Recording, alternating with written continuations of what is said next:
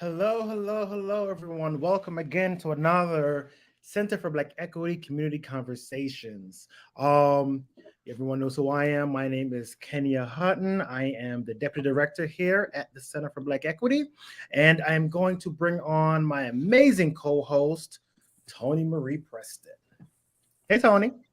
Hey, How are you? I'm great. How are you? I'm pretty good. I'm pretty good. Clearly, you can see already I'm having some internet issues, but we're going to push through and we're going to persevere because that's what we do, Yes, of course. right? Um, I'm excited about today's conversation again. I feel like I said it all the time, but I'm really excited about this. Me Uh, too. because this is really like the future, right? Of, Mhm. of our community, of our health, of HIV prevention and treatment. This is really the future of where we're gonna go. So, without further ado, I'm gonna start bringing in our guests. All right. All right. First up, we have Dr. Stephaun Wallace. Hey, Hello, Stephaun. hello. How are you? I'm awesome. How are you? I'm pretty good. Pretty good. Can't complain. For I mean, everyone knows who you are, but for those people that don't, tell them a little bit about yourself. Um, I'm a PhD level epidemiologist. I'm involved in HIV and COVID-19 vaccine research globally. And I am also the grandfather of the new house of Mark Jacobs. Oh, that's right. Congratulations on that move and welcome, welcome, welcome. Thank you. All right. So next up, we have Mr. Martez Smith, and I'm gonna let him introduce himself. Martez, how are you? I'm wonderful. How are you? I'm pretty good, pretty good. Can't complain. Same thing for you. For the people that don't know who you are and the great work you're doing, tell us a little bit about yourself. Okay. So my name is Martez Smith. I currently reside in New York City, Harlem to be precise, by way of Columbus, Ohio. I'm currently a PhD candidate in nursing and health science at the University of Rochester School of Nursing. My dissertation focus, my larger research focus in general, is really centered around the experiences of Black MSM, Latinx MSM, and sexual health, and how that relates to HIV and STI prevention, treatment, and care. In addition to my research, I'm also one of the co-founders and currently the executive director of the Keeping Ballroom Community Alive Network, also known as KBCAN. And what we do is we provide a variety of capacity building and leadership development services to LGBTQ folks of color, ballroom community members to be specific. So, but our services are open to a larger community. So Awesome. Come on, some. All right. You know what? As y'all were talking, you know, this is a whole ballroom panel tonight. So talk about ballroom excellence going on tonight. I'm a garçon, Tony's a garçon, Stephaun's Mark Jacobs, Caroline Vaughn. Come on, ballroom excellence. Let's show them that ballrooms have smarts too, right? We have brains. We're more than yes, just yes, yes, whatever yes. people see. Yes. All right. So, everyone that's watching, if you have a question or a comment or a suggestion or anything, feel free to put it in the box, in the chat box, whatever streaming platform, whether it's on YouTube or Facebook, and we will get the questions to our panelists and hopefully get it answered. So, to start off real quick, just to set the tone. So let me back up. So I posted the flyer on our social media platform a few weeks ago. And I've been reading the comments that's been coming under it. And I don't think people really understand what biomedical intervention means. So if you guys can talk about that, what does it mean? What is biomedical HIV prevention or biomedical treatment? What does the whole concept mean? Martez, did you want to go? Yeah, sure. So the entire concept of biomedical prevention is essentially bio means life and medical, right, means to render medical care. And so we're using technological advances in medicine to prevent something, right, whether that be sexually transmitted disease or infection, or whether it be something like a respiratory infection like COVID, right? So that's just the basic premise of a biomedical intervention. So I would say more, but I don't want to be, too overbearing with the discussion. I want a little bit more. I want y'all to, probe. I want to add though that I think a lot of people think about biomedical interventions as it relates to HIV and COVID, given where we are with the pandemic and so much conversation that's happening, particularly in our communities, about HIV.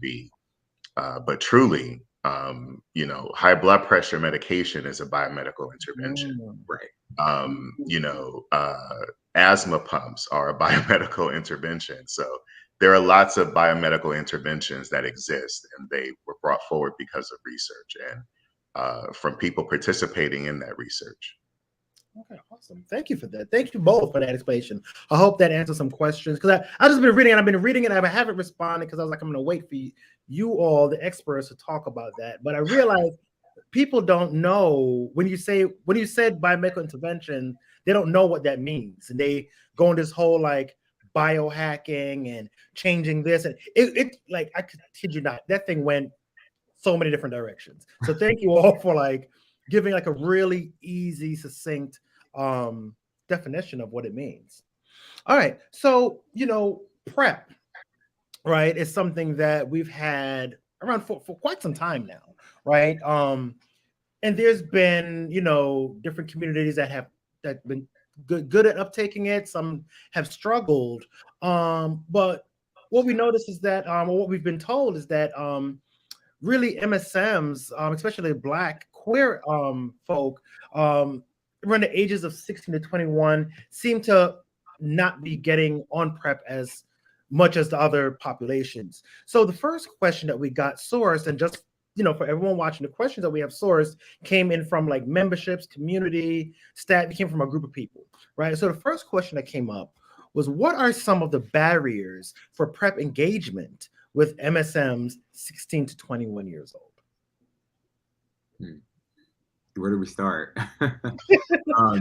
Look, and that's a broad question. I'll say this much. I mean, it depends on which group of MSM you're looking at, right? In terms of race and income and where you actually live geographically, right? So just off the bat, right, if you live in an urban epicenter, right, or like you just simply being close to a prescriber who prescribes PrEP, right, who knows what PrEP is much higher. If you live in a rural environment, right, you might have to drive a ways to get to your nearest medical provider. And then there's also a decent amount of stigma that exists down there, just around HIV, let alone PrEP. And other biomedical interventions when it comes to that. So, but then when you look at this by race, right, Black MSM in comparison to Latinx and white MSM are utilizing PrEP at much lower rates. And that's for a myriad of reasons, despite increased access. You could look at racialized discrimination, right, and just the simple day-to-day, like the quotidian, right, the ways that Black men exist, right, and how they experience reality, having to fend off discrimination. If you live in, right, urban ghettos or poor areas with low socioeconomic status, right, you compound that with police violence, lack of resources, right. Does that to say a few, right, and then there's that, couple that with provider mistrust. There are provider level factors, institutional level factors that also prevent folks, of various, demographics from accessing PrEP. So, okay. Anything you want to add to that? I would just add that there are so many, and Martez covered quite a few. And I tend to think about this. Some folks have done some amazing work looking at, barriers and facilitators for us in terms of our health and our health outcomes as community folks, right? And they've looked at this across different levels, and using different kinds of models. One of the models that I really enjoy examining this with is the social ecological model, which really looks at sort of what are we doing at an individual person-to-person level, right? What are we doing at a community level? What are we doing at an institutional organizational level? And what are we doing at a policy and society level? Mm-hmm. And so many of the points that Martez raised hit across those levels. And I would also argue to say that that there are some people who are just not socialized around taking medication daily. And for them, this is just not, something that they're interested in doing. Right. And so, as we continue to think about other ways of introducing pre-exposure prophylaxis to people and other ways of providing the medication, injectable as an example, I think that will provide additional options for people that they may consider, in addition to the barriers that were raised. Okay. Awesome. Thank you. Thank you. Tony, do you have any follow-up question or anything to that? You got it. So the follow-up question for that is, just kind of like given some of the healthcare barriers, like you spoke of, accessibility, or medication, adherence, what are some of the barriers that you believe are kind of like experienced by most vulnerable populations, and why a I think provider to discuss intervention? yeah, I think that some of the challenges that exist, and Martez spoke to this a bit, is that there's a huge amount of bias in the healthcare system. That there are some folks who are actively working to change this, to change the climate of this, right? But much of this is decades, if not centuries, old. And it has remnants that date back to even some of the origins of gynecology and some of the origins of other kinds of medicine in this country. So thinking about how racism has been entrenched and really supported and helped to move forward, and also in many ways provided a barrier for us to be engaged fully for centuries. Some of these issues still exist. And it doesn't, for many people, they think that, if you make enough money, if you live in a certain kind of neighborhood, if you have a certain kind of job, then somehow you'll be able to escape all of the negative health outcomes that exist in our communities. And the research just continues to show that that's not true. Right. You can't out earn, racism, in this country, right? It's so pervasive. So that exists also in the medical system. And so engaging folks in medicine means that providers generally may not be likely to have conversations in depth about your sexual health generally, irrespective of whether or not it's about PrEP or contraception or or even treatment if you're a person who's living with HIV. So, thankfully there's some people out there who are working to change this within the system so that more people have access to providers who have the capacity to engage in these conversations in really meaningful ways. But I just think we need to continue to work at it. And if people have issues engaging their healthcare providers around these conversations, to note that many healthcare systems have advocacy avenues that patients can take in order to address their grievances. And walking away from situations and systems that continue to perpetuate oppression and racism are actually not supporting our collective health and our collective good. Oh, Stephaun, you said a word. Oh. Shout out to our social justice warriors out there doing the good fight. Okay. I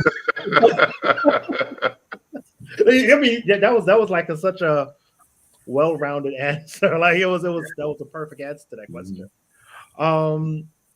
So information about biomedical interventions and when it comes to like HIV prevention, HIV treatment.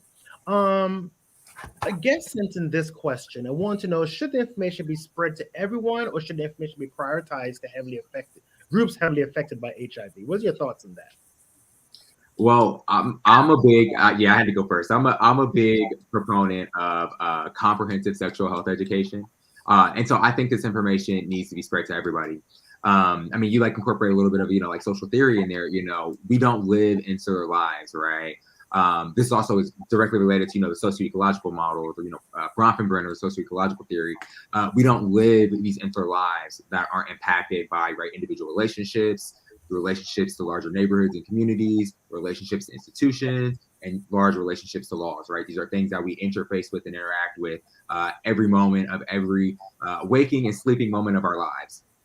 And to that extent, right, all those systems, people, places, neighborhoods, and communities, right, need to be well informed of health resources, right, of information that can help them live longer, healthier lives.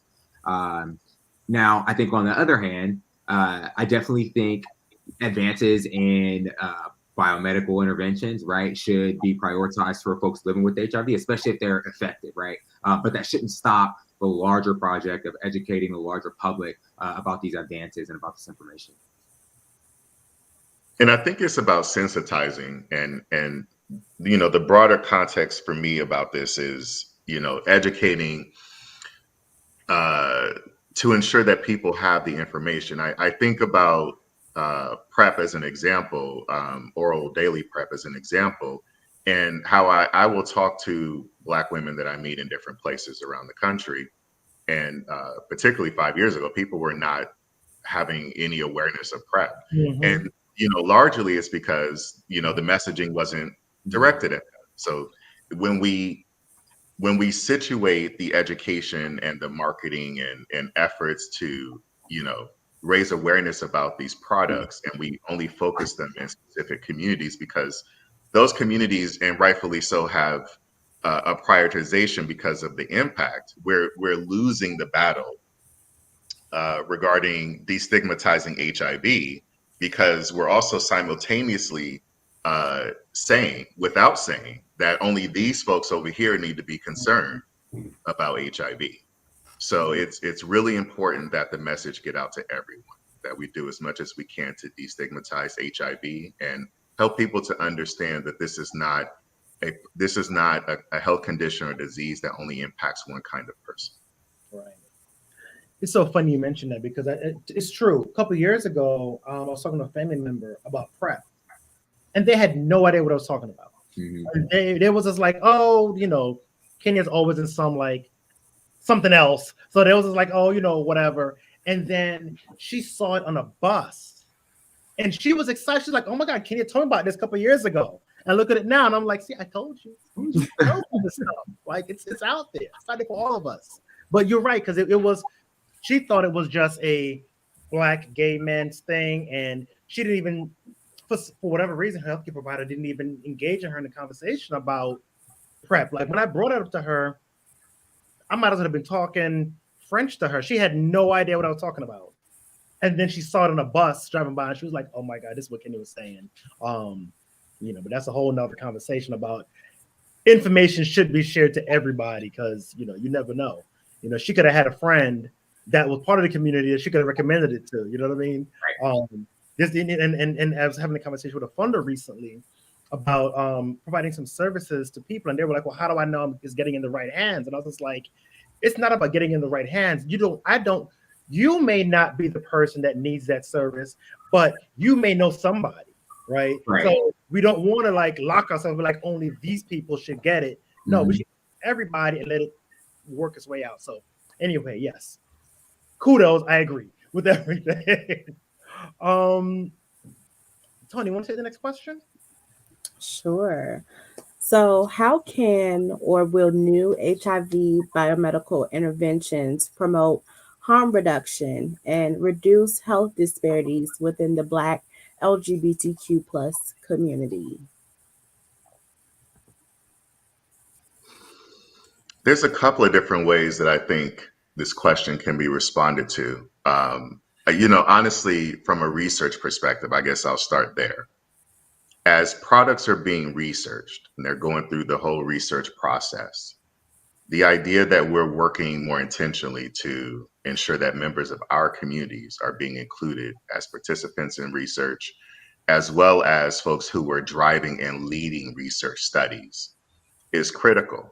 The National Medical Association, through their Project Inform and Impact initiative, some years ago put out a statement based on an analysis that they did that suggested and stated that part of the reason why our communities, Black communities in particular, face some of the health disparities that we do is because we are so underrepresented in clinical research.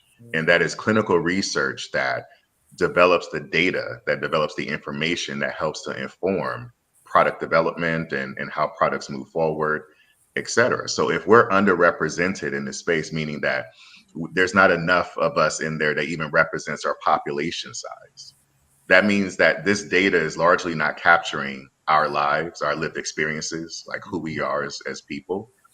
I even think about the reality that if you look at many of the medications that are available over the counter in pharmacies, the clinical trials to move those medications forward so that they're available to anybody, even people in our community, that those trials largely did not include us.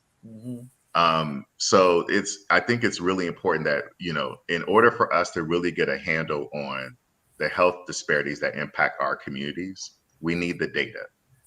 And how we get that data is through clinical research. And part of how we ensure equity and anti-racism, anti-Black racism lens in the process is to ensure that we're working with researchers who have our perspectives and our lived experiences in mind. And/or we're also working with people in our community who are leading and guiding these research studies. Thank you. Martez?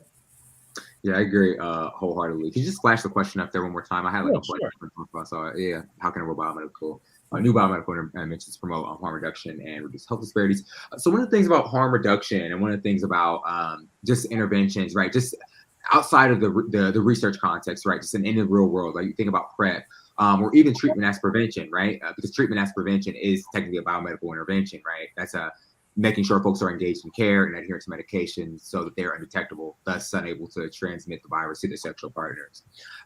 Just that act, right? Folks are more, by being on PrEP or by being adherent to medications, you're more engaged with the healthcare system, right?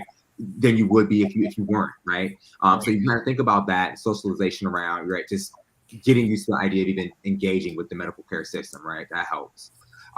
In terms of PrEP, what they've actually found is that folks who are on PrEP aren't necessarily taking greater risks than folks who aren't on PrEP, right? What we do is we market PrEP as an additional tool that folks can have in their arsenal of sexual health and HIV prevention, HIV STI prevention toolkits. So I think those are another lens to kind of look at things as well. Okay, awesome. Thank you for that. Thank you for that.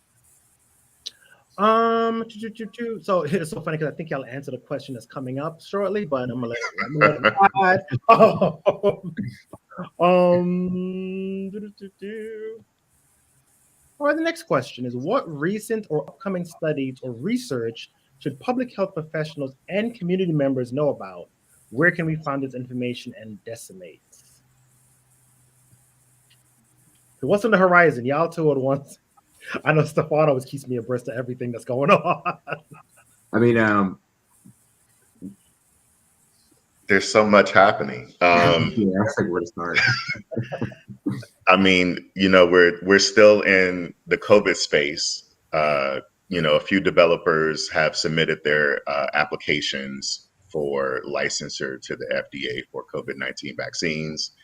There are COVID-19 treatments that are moving forward toward licensure as well. I know we just recently launched in my organization an HIV mRNA vaccine study.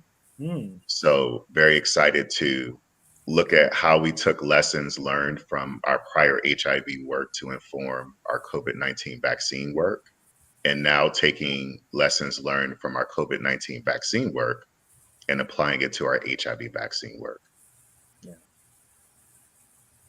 Yeah, that's I'm super excited about that. I'm really excited to see some of the trials again that use like the mRNA technology, especially some like the vaccine prevention trials. So, and speaking of vaccine and prevention trials, you can actually go to the HBTN is the HIV Vaccine Trials Network, and then HPTN is the HIV Prevention Trials Network. If you go to either one of their websites, literally just Google HPTN or HBTN, go to their website, click on studies. It'll tell you, which studies are enrolling. Click on the links, they'll give you a further description. I also know that Project Achieve out of the New York Blood Center here in New York City is enrolling for some studies. And so if folks have questions about those, I have a contact for you all for pretty, I can post my contact. I'll post my email. You can shoot me that. I will also add that, one of the I guess the privileges of my work is that quite a bit of it is international in focus as well. So we're doing quite a bit of work looking at TB vaccines, building off of our work with HIV as well and COVID. So we have a few TB vaccine studies that are launching later this year. And one of them is in adolescents who are living with HIV in sub-Saharan Africa. So very excited about that. Very excited. Very excited. Awesome.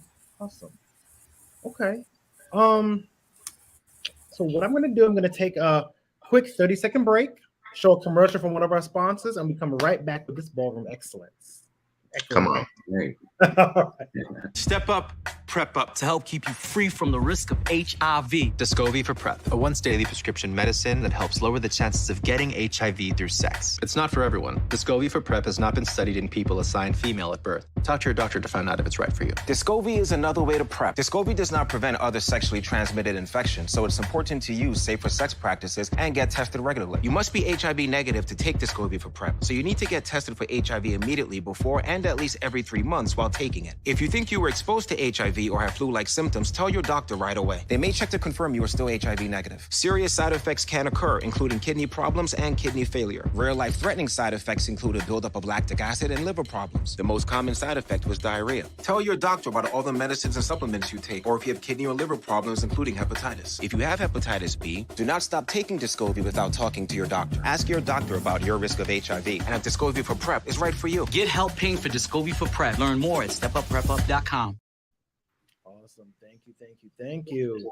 Yes, Gilead is our sponsor for the series that we're having, not just today's conversation, but they provided us funding to be able to have this conversation, a bunch of conversations over the course of the year about, about our community and how we can better help each other.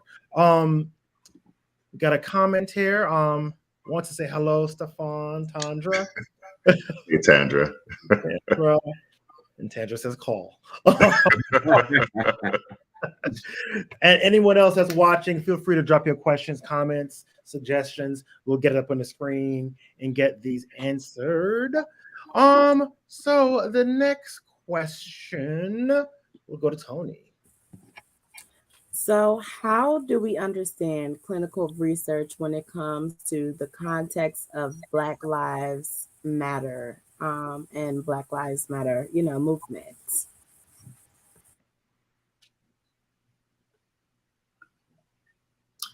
That's a very interesting question. So, I mean, there aren't necessarily any like clinical research studies, to my knowledge, that like incorporate perspectives of like Black Lives Matter explicitly. I could be wrong. I'm not, the expert of like all clinical research. But one of the things I think that might help you kind of like contextualize or kind of understand is one of the things I'm beginning to see in research broadly, right, with Black, Indigenous people of color, right, globally, are more kind of emancipatory approaches, right? So we can find just research and methodologies, right, that are not traditional, right? I see a lot of intersectionality being utilized in research, right? So actually something that I'm applying to and hopefully I get in is actually a summer intensive and utilizing intersectionality in HIV specific research with BIPOC populations. And I've actually published on in that intersectionality and LGBTQ women of color in sport. And so I think as time goes on, we kind of see some of these things being kind of risen to the forefront by movements like Black Lives Matter, right? Critical race theory to be another theory to, as an example. We'll kind of see researchers kind of trying to find ways to incorporate elements of those theories and praxis into their research studies. One of the things that Dr. Wallace alluded to earlier is about, making sure that our healthcare providers are culturally competent, culturally informed, right? And I think that's something that, is directly related to like the mission of Black Lives Matter, right? And a lot of other, POC-centric movements, so. I will add that I think that the context of people's lives is important to consider from the design of research, from the very beginning. Before a research protocol is developed, that is the document that really guides how the research will happen from start to finish, that the lives of the people being recruited or being engaged for this research project are considered, that we think about, who we're wanting to engage and how we're wanting to engage them as we think about the language we use in our informed consent forms, as we think about the environments that we're setting up in our clinical research sites. And I would also say that we think about how we approach recruitment and retention of participants in studies. So there are a lot of different ways that I think the context of the lives of Black people need to be considered in the research process. One of the other things that really stands out to me, and we have been talking a lot about this in my organization, particularly in response to the COVID-19 pandemic, is do we set enrollment targets for specific communities so that we are ensuring that we're actually recruiting a sufficient number of people, Black people, Latinx people, Indigenous people, et cetera, within the clinical trial, so that the trial is meaningful and that the data can then say something meaningful about those people when we have it.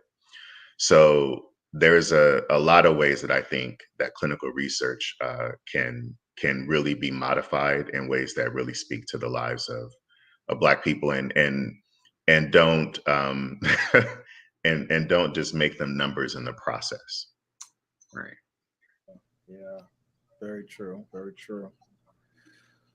All right. Martez, you have anything you want to add to that? No, I think Ross covered the things that I missed. All right. So, and this is just a general question. What is the biggest thing people don't know when it comes to race, HIV, and clinical research? And y'all touched on it a little bit, but you could spend some time answering this question directly. My Lord. Oh man. I mean, I think this kind of depends on who's asking the question, right, and who's watching, right. I think there are folks who are very well informed, not many, but there are folks who are very well informed about, Black folks or race in general and HIV and clinical research. But then I think there's a lot of things that we don't know, right, and you don't know what you don't know, right. So again, that's why I say it kind of depends on who you ask this question. I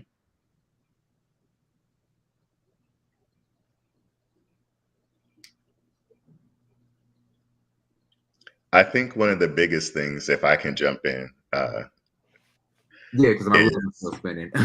Yeah, I think one of the biggest things, if I can jump in, is that there's a significant amount of misinformation that exists in our communities about what it means to be Black, and our susceptibility, or how we might be exposed to HIV and clinical research broadly. And some of this is brought about because of centuries of abuse of our communities, of folks in our communities, from research experiments that have not been well managed and well designed in the past, including the U.S. public health study of untreated syphilis in Black men at Tuskegee Institute.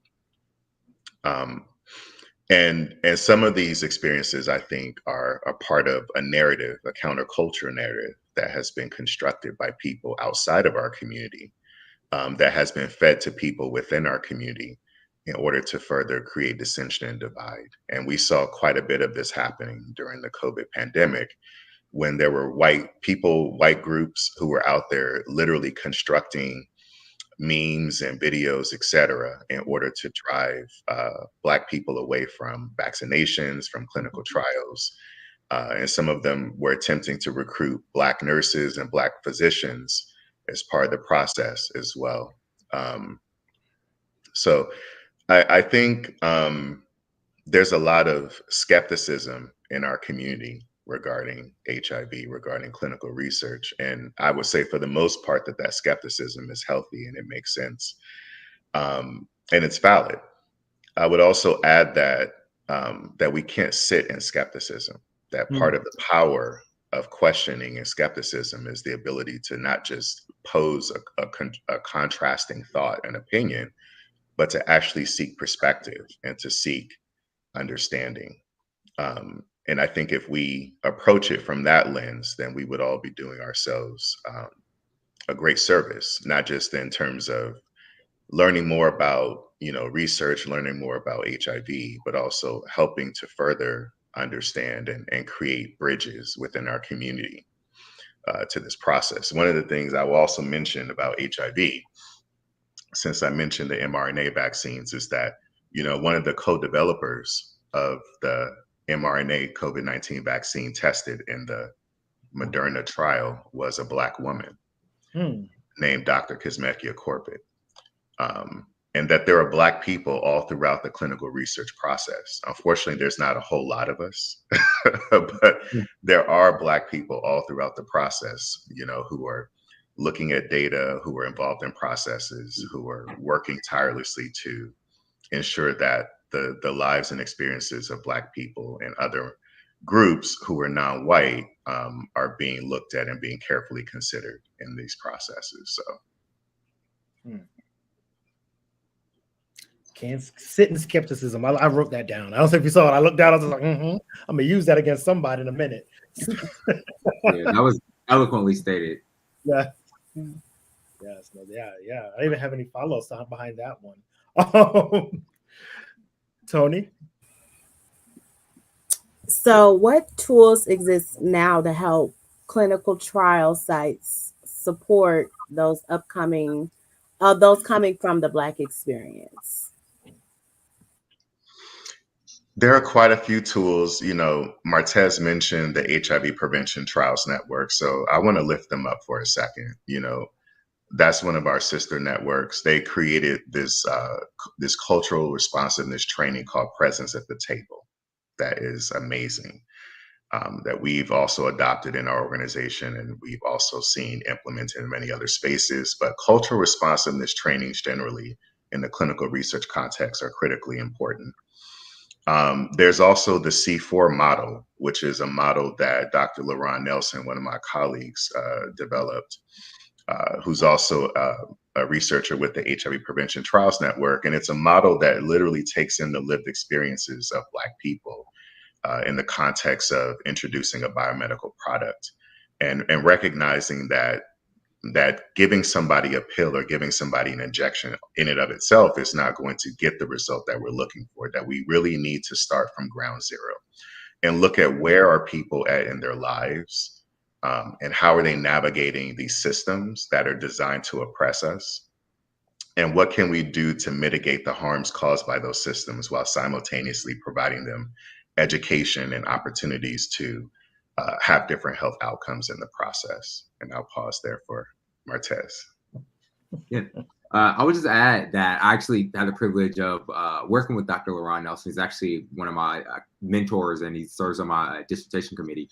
On the development of the C4 project, we actually tested it in sites in upstate and downstate New York with a few different institutions. So that was a really, really great project to work on. I was actually going to mention that C4. In addition to things, like C4, this is something that I actually do a lot. I actually consider this part of my service work. Community advisory groups and community advisory boards. There are a lot of companies and institutions and researchers who make use of community advisory groups and boards to make sure that their studies or protocols and study methods are culturally informed and culturally relevant. Mm-hmm. Yep, very important. Go ahead. I wanted to add to that, just to underscore a point that I made a moment ago about not sitting in skepticism. Oh, yes. And that really we are a tool that can help clinical trial sites recognize and understand the Black experience by holding them accountable. Yeah. That we have an opportunity through the various community engagement mechanisms, CABs, community groups, et cetera, to inform the design of these trials, to inform how they're implemented, how they're recruiting our people, how are they speaking to us, how are they engaging us, and how are they involving us in the process. Right. That these are all opportunities that we have as well, and it's really, I think, upon us to also take advantage of those opportunities. I agree. There's so many things. Y'all are here dropping these gems, and I'm like, yes, we are a tool, and Stephaun, you mentioned earlier about the Tuskegee thing, because during COVID, that was the thing that I heard brought up over and over. And I guess it was like, y'all don't even know what happened, right? Because it was going off of what someone said or what someone told you, or you read online. And, it's a tough time. I'm going to come back to the COVID. This was supposed to be a COVID conversation, but we're going to come back to that in a second.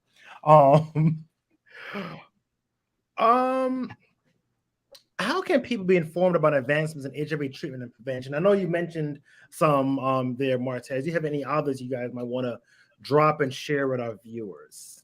Yeah, I would just say help end HIV on Twitter and on Instagram is the handle for my organization. And we tweet not just things that are happening within my organization and the research we're doing, but also things that are happening in the field broadly.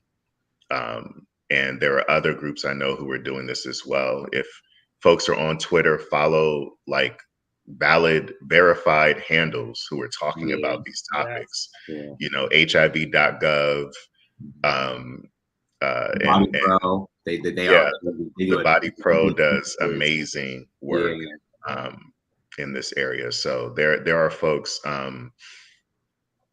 ABAC is another group that does amazing work and produces community friendly, is what I would call them, materials that are not, you know, laced with a bunch of scientific jargon. So they're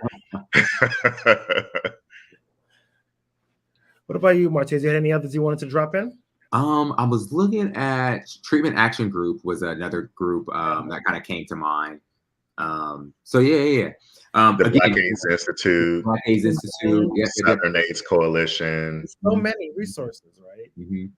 Besides, I even follow like the CDC and like the NIH. They have like they have overarching Twitter pages, but then some of the institutes have specific pages. So like, you know, the NIMH, which is the Institute of Mental Health Research. So like there are a lot of sources. Another thing that I'll suggest is if you're kind of research savvy and you kind of have an idea of like what topics you want to be updated on, set up a Google alert. So go to Google Scholar and set up like a, you know, if there's certain authors you want to keep up with, certain disciplines, you know, certain institutions, you can set up alerts that way too.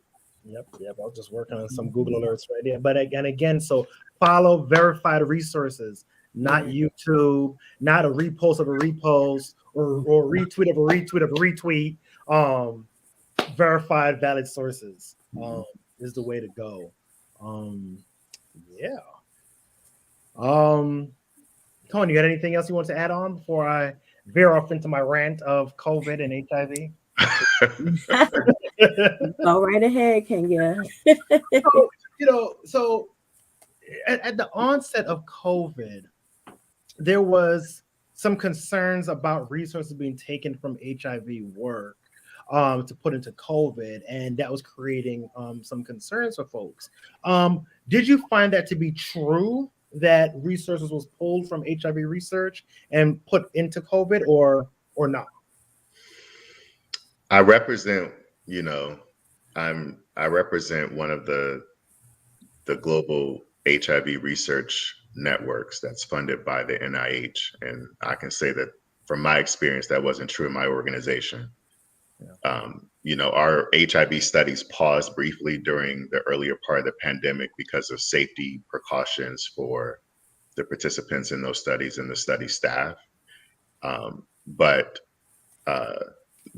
resources weren't reallocated from our research studies to support COVID-19. And in fact, the federal government wrote blank checks to the pharmaceutical companies to move those products from the different phases of research. Yep. Yeah, I would. Your dollars.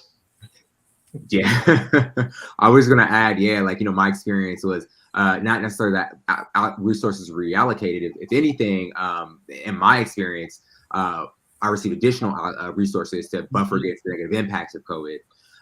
In addition to that, you know, I just want to echo what Dr. Wallace just mentioned in terms of studies being paused very briefly.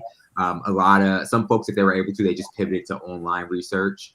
And then what I also saw is I also kind of saw like an expansion in some folks' research interests. So in addition to focusing on HIV and biomedical work, sexual health related things, STI related things, they also incorporated COVID or expanded to examine COVID within those contexts. So yeah, I agree.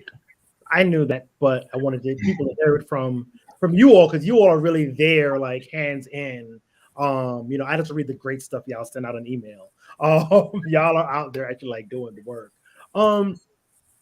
So another question I have, and these are all off scripted questions. I'm just going off right now. Mhm. You know, there's been a few things, you know, because I'm thinking about issues that I heard people raise just over the past 2 years. And, you know, they're saying, oh, we got a vaccine for COVID, but we don't have a cure for HIV, for cancers. Could you explain to the folks why that happened and what that means for, and how the advancements in COVID research can lend to those things that was existing before COVID-19? All right, I'll start, and then Dr. Wallace, you can kind of take over. So at the very, very basic level, like let's talk about like, you know, like disease pathology, right? COVID versus HIV. They're both viruses. The only thing about COVID, right, is it's a lot less, I don't want to say it's less intelligent than HIV, but it doesn't see, we don't see those reservoirs, right, that we see with HIV. The thing with HIV is one of the first thing that HIV does when it gets into your system and it actually infects the white blood cell is it reproduces rapidly. And that excess of virus actually hides in the body. It lies dormant in the body. And so, you know, you can take medication when you get diagnosed with HIV, take medication to reach an undetectable level. Even though you're undetectable, if you were to stop taking your medications, or if you were to experience some type of ailment that negatively impacts your immune system, the virus can then reemerge, right? And in some cases, it can even mutate, right? So it can become resistant to certain classes of medications. Whereas with COVID, even though we kind of see some folks, we see that long haul of COVID symptoms. To my knowledge, and please correct if I'm wrong, Dr. Wallace, that isn't as nearly as detrimental or as hard to treat and target with the vaccine as it is with HIV. And you know, I can get a lot more complex with, like, you know, the science behind, like, you know, the different mechanisms with HIV vaccines and some of the treatments. But, you know, that's I don't know as much as Dr. Wallace knows about them, so I'll leave those to him. I'll pick up there, and thank you for that. I'll pick up there just to say that the target, when we think about a vaccine teaches our body to better fight off an infection. In order to create that vaccine, we need to understand what the sort of target immune response is that we need that will create that protection effect that we're looking for. We've not been able to fully determine what the target is for HIV. We have been able to determine it for various types of coronaviruses. And we've been researching coronaviruses now for well over a decade, closer to 2 decades. And so part of it is we've done so much work in this area around HIV, around SARS-CoV-1, around MERS, and around different strains of influenza or flu that we're able to, from a respiratory perspective, we're able to really know, okay, if we put this with this with this, we know that we're going to get this as a result, and it's going to provide protection. Mm-hmm.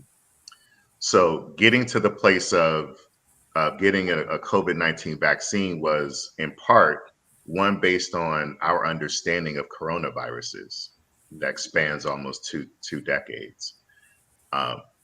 2, because of the sheer coordination level work that was happening within the federal agencies to help move this forward. The fact that there were thousands upon thousands of researchers around the world who all basically stopped most of what that they were working on in order to focus on this one thing. So it's like if you have 100,000 people, right, who just stopped everything else they were doing, you know, temporarily and start focusing on this one thing, you're going to get some answers. Yeah. Mm-hmm. Yeah. The other part of this, as I mentioned before, is that taxpayer money went into getting these vaccines manufactured and getting the manufacturing capacity of these developers up well before we got to a phase 3 trial. So this was done at risk, and there are considerations there as well. But the benefit to the American people, and really people around the world, is that the availability of vaccines. You know, we typically don't have millions of doses of vaccines available after a vaccine is approved. It takes time to get vaccines up to that scale. But part of the reason why we were able to do that is because of the investment by the American people to via tax dollars to do that. And then I will also add that the HIV field contributed greatly to this. The HIV Vaccine Trials Network, my organization, the HIV Prevention Trials Network, the IDCRC, which is another clinical research network that focuses on communicable diseases, as well as the AIDS Clinical Trial Group, which focuses on HIV treatment primarily, and they also do some cure research. That it's really the expertise of these 4 networks that came together, right? And these networks were globally that came together that pulled in clinical trial capacity, statistical and data management capacity, community engagement capacity, that really helped to shoulder this. That's how we got here this quickly. Typically people assume that it takes about 10 years to develop a product. And under normal circumstances, that's true, because the pharmaceutical companies have to go out and basically raise the funds to go from one phase of a clinical study to the next. However, because they had US taxpayer dollar investment, they didn't have to do that. And so they could literally move from one stage to the next like that. As soon as the FDA reviewed the data and gave the okay, it was on to the next phase of study. So the time was cut significantly for all of these reasons. And I just want to add also that I think there was a lot of concern around the mRNA technology. However, research on that, started, correct me if I'm wrong, it started back in like the 60s or 50s, right? mRNA technology is definitely not new. It's new in this context, but it's not new in research, and it's not new in the clinical trial context. So we've been looking at mRNA technology for more than 15 years. So thank you for that. Thank you both of that. Couple questions I have that I want to follow up. And Martez, you mentioned something about HIV being dormant, right? But could you just explain that to the lay person that doesn't understand what that means or how that presents itself? Yeah. So if you think about like the life course per se of like HIV, right? The general life cycle of HIV is that it's born, right, from a cell, right? Or it infects a cell, it produces copies. Those copies then go and infect other cells, right? And that's then transmitted either via sex, some type of exchange with like random defined fluids that transmit HIV, right? And so then the cycle starts over again once you're exposed. A copy of the virus or copies of the virus infect white blood cells. It then replicates, and thus the cycle continues.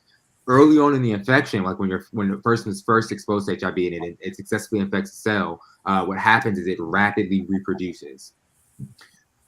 Some of that virus will remain like in the bloodstream, visible to other antibodies, and like visible, for lack of a better word, to the medication, right? If you start treatment early enough, but it's a portion of that, and this is why we always tell folks to start treatment earlier rather than later, because the longer you wait, the larger amount of the virus will kind of go and hide, if you will, in your body dormant.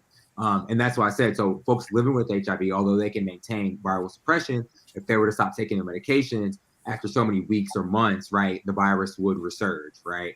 And it's possible that the virus could mutate and not respond well to the same medications they were taking before. Does that make sense? Oh, absolutely. I got it. It's one of my viewers to get it. Yeah. But that's like that's an example of one of those targets that Dr. Wallace mentioned, right? So we don't know like where, we have an idea. There's some studies that give us an idea of where the virus hides in the body, but we're not completely familiar around like the mechanisms, right? Like how does it hide, right? What are the what code is in, right, the RNA, HIV RNA, that allows it to hide? So yeah. Okay. It does go undetected, and our immune systems are really good at detecting things, and for some reason they're able to go undetected in these reservoirs. And it's complicated, not just the treatment work, but it's also complicated HIV cure work as well. Thank you. You see, Allison, shout out to Allison. She just said, I learned, because there's always someone that doesn't know. So Dr. Wallace, I'm gonna pivot to you. You said COVID been around for decades, and you mentioned something about SARS and MERS. You mean COVID wasn't developed in 2019 to get us to take this vaccine so we could turn into robots? Which I saw someone say last week, mind you. So tell me about that. What do you mean by COVID been around for decades and SARS and MERS? So I will say that because I've heard the robot commentary, and I've heard mutant powers, etc. Yes. I'm waiting for my mutant powers. I've been vaccinated and boosted, and I would love to be able to control the elements like storm. So yeah, me too. It hasn't happened yet. That's what I'm waiting on. But but I will say that know that the virus was not invented in 2019, as in the collective coronavirus family. That the SARS-CoV-2 virus is part of a family of coronaviruses that includes the first SARS as well as MERS and different strains of influenza. So as well as influenza. So the flu. So that these viruses all represent what we've been affectionately calling coronaviruses. And part of the reason why they're called that is because the spike protein, if you look at the top of it, it kind of looks like a crown. And it sort of has this corona sort of feature to it. But no, it wasn't a global conspiracy to get people to take vaccines. And I think that there are ways in which that this entire pandemic could have been mitigated, and it did not have to turn out the way that it did if folks in the former administration had made different decisions. But you mean so they didn't develop it so they could steal the election? I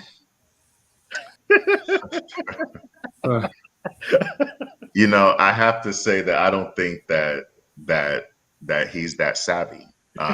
Right. He's a lot more diplomatic than I could. If y'all think that he did that to steal the election, then you think more highly of him than I do. So. Yeah, and I was just like, the whole world is in on our election now. Like, right. United States thing. This is a global thing. But anyway, don't get me on my soapbox. Thank you both for spending time with us this evening and sharing information. If you had to give one message to the people watching, whether it's around HIV or COVID or vaccines or whatever, what would that one message be? Martez, I'll let you go first. Do your research. If you're unsure, ask a friend who's a scientist, or ask somebody who you think has access to the information. And if you still don't find anything, right, Google is your friend. Scroll past the ads, of course, right, and actually go to the verified websites, right, like the trusted institutes, right, so like the CDC, the NIH, right. If you come across a journal article or something, make sure that you can look this person up and that they're affiliated with a valid university, a valid institution. So I think there are a plethora of resources available for folks to educate themselves on the internet.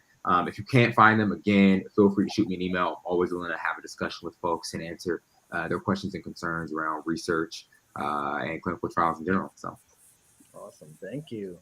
And Dr. Wallace. We will be still managing long COVID and COVID-19 for some time to come. So I think it's important for folks to one, come to terms with that, and to two, recognize the value that the measures that have been put in place have to controlling the spread and reducing the impact of the pandemic. I'm hopeful that we will get out of the pandemic status and that the disease will become endemic, meaning that it will not necessarily be ravaging the world in the way that it's done so far. But even when the pandemic status is taken off, that this can still make a turn. And so it's important for folks to really think about this for themselves. What does this mean for the context of your lives, your children, your families, your friends, your colleagues, or et cetera? So get informed, get vaccinated if you can, and stay protected. Get vaccinated and stay protected. Thank you both again for joining us tonight to not only show Black excellence, but show ballroom excellence. Because y'all are parts of the ballroom community, just like all of us. So thank you, thank you, thank you, thank you, thank you. Anyone that's watching, if you have any questions that, if you're watching this later and it pops up, shoot me a message, shoot me an email, comment on the page, and I'll forward it to our esteemed guests to get you all an answer. Have a good night, everybody. All right, thank you. Have a great Marc Jacobs evening. Have a great March. All right, have a good night, everybody. Take care.